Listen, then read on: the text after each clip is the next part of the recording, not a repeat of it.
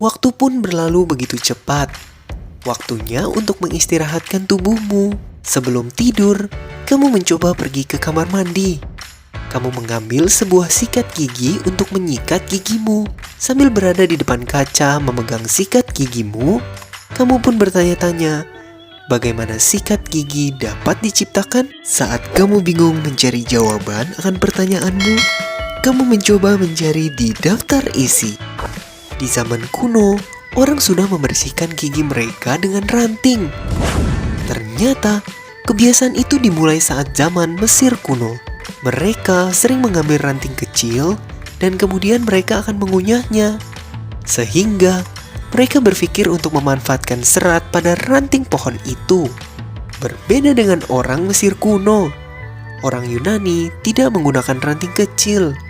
Orang Yunani memanfaatkan tulang atau bahkan logam mulia, dan secara tidak sengaja kebiasaan mereka menjadi cikal bakal terbentuknya tusuk gigi.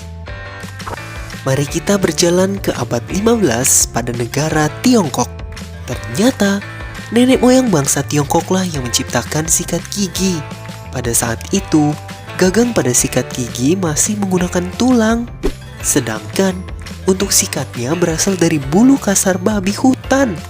Tetapi, penemuan ini hanya menjadi adat di negara Tiongkok. Belum ada yang mengetahui tentang penemuan sikat gigi tersebut.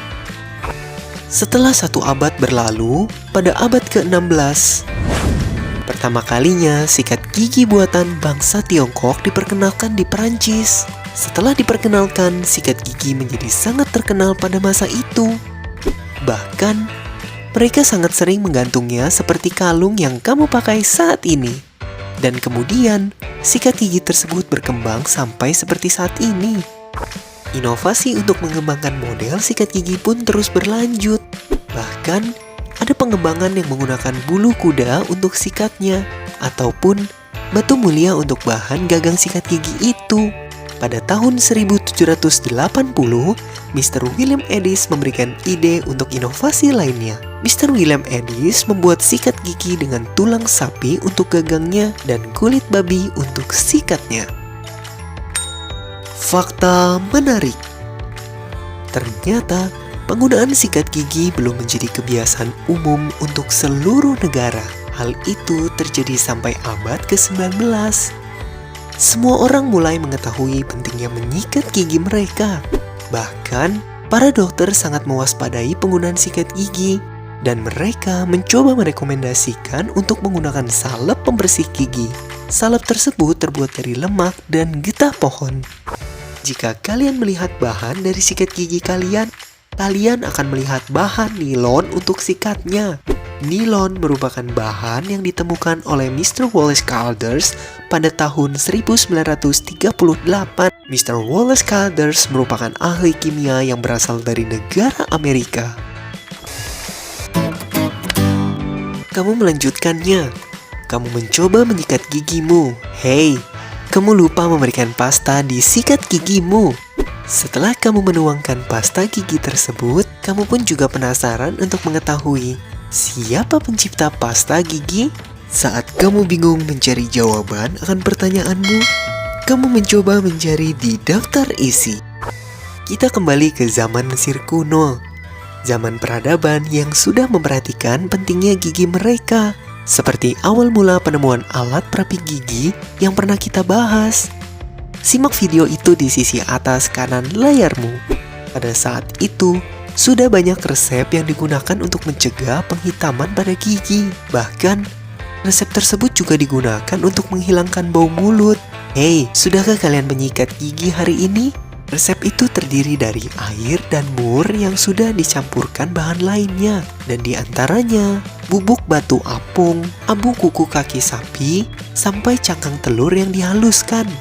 Yang kemudian, campuran tersebut digosokkan ke gigi mereka dengan menggunakan jari. Kemudian, pada abad-abad berikutnya, beberapa negara mulai menggunakan bahan-bahan lainnya. Mulai dari negara Yunani, Roma, dan Arab. Mereka menggunakan bahan yang terbuat dari garam, cuka, cangkang siput, bubuk tulang, kulit batang pohon, madu, dan lain sebagainya.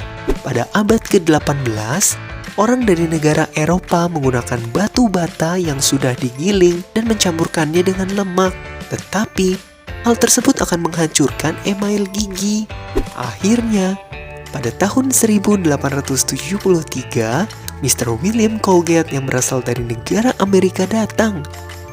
Mr. William Colgate membuat banyak pembersih gigi dalam bentuk pasta. Mr. William Colgate menjadi orang pertama yang menemukan pembersih gigi dalam bentuk tersebut. Fakta menarik. Orang-orang di Romawi mempercayai kalau air seni bisa memutihkan gigi mereka. Mereka menggunakan air seninya dan menambahkan wewangian dari sari tumbuhan aromatik untuk digunakan sebagai pasta gigi. Hei, apakah kalian mempercayai hal itu juga? Penggunaan bahan itu berlangsung sampai abad ke-18. Dan ternyata, hal itu juga digunakan oleh dukun pencabut gigi. Hei, apakah kalian ingat siapa yang menciptakan julukan dokter gigi?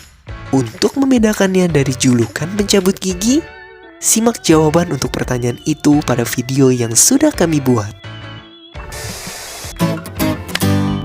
Saat kamu selesai menyikat gigimu, kamu siap untuk tidur.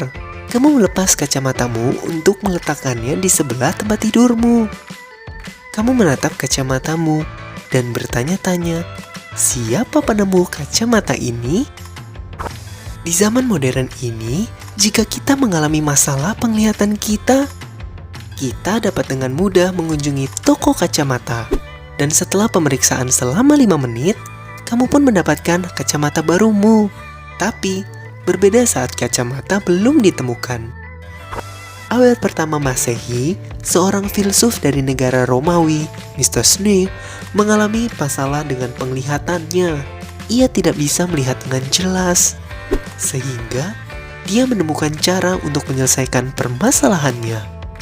Ia menggunakan sebuah bola kaca berisikan air untuk membantunya melihat tulisan. Sungguh penemuan sistem kerja yang unik. Dia mengetahui fakta bahwa air dapat membantunya untuk memberikan efek pembesar. Pada abad ke-10, para ilmuwan negara Arab menemukan fakta bahwa batu kristal memberikan efek pembesar. Sehingga batu mulia itu disebut dengan batu baca. Dan muncullah kaca pembesar pertama.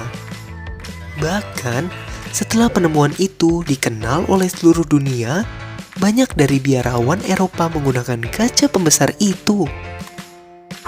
Jalanan kita menuju abad ke-14, masa di mana batu baca sudah tidak lagi digunakan.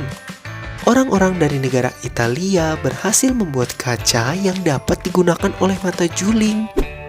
Sehingga mata juling dapat melihat dengan mudah, atau biasa dikenal dengan mata silinder.